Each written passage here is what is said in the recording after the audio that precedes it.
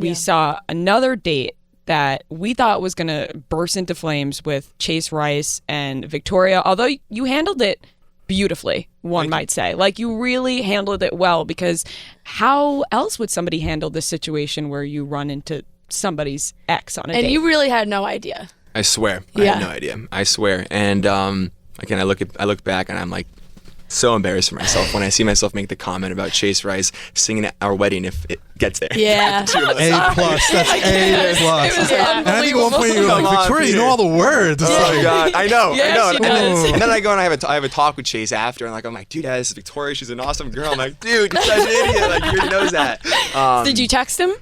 No, I haven't talked to him, but really, it is what it is. Like, Victoria didn't do it on purpose. She wasn't dating him. We had a dinner. I know she felt horrible, but I wasn't gonna just break up with her there because something that she couldn't control happened. Right. And we had fun. Right. So. It's not like she was like, that is my boyfriend right now. She wasn't dating him. Like, they were broken up, so it was awkward as hell looking, watching it back, but it's all good. It's kind of like when Hannah came back, because the girls couldn't really control that. This season is the return of the exes. Yeah. And there's so Good way to put it. Wow. It's crazy. That's Oh what my they should gosh. name it.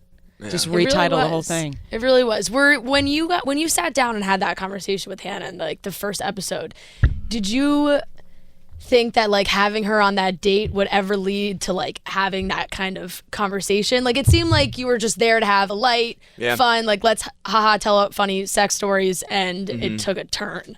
It did. And that conversation was never supposed to happen. Yeah. We showed up there. I knew she was hosting the date, didn't know what we were doing. And, I'm hearing the news just like the girls are for the first time. I'm sitting there, writing my story out, and I hear that Hannah's having like a rough time, and so I want to go check on her. And that's when I go in the dressing room, and it's just tough because we had a real relationship. I really cared for her. I know she did for me, and obviously didn't work out in that moment, but I felt bad for her, and all those emotions were just real. And I didn't, honestly, looking back, like, I wasn't mad that I asked her to come back to the house, because at that point I hadn't had any meaningful real connections yet. It was a week into it, so it was too soon. And Hannah was someone that has always meant a lot to me since I started, since I met her. But yeah, very raw conversation. Yeah, it was. It felt like we were watching something very private, and like the closure that you guys like kind of needed, which was good. Yeah.